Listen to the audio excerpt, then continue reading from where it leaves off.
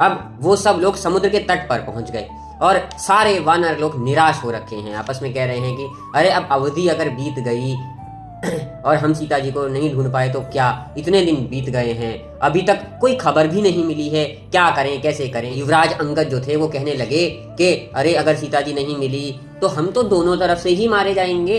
अगर हम जाते हैं, लौट जाते हैं तो सुग्रीव जी हमें मार देंगे, अगर हम नहीं जाते हैं तो हम यहाँ पर वैसे भी मरण के समान ही हैं, मृत के समान ही हैं। सुग्रीव जी तो शायद मुझे मेरे पिता बाली के अंत के बाद ही मार देते, ये तो श्री रामचंद्र जी ने मेरी रक्षा करी थी।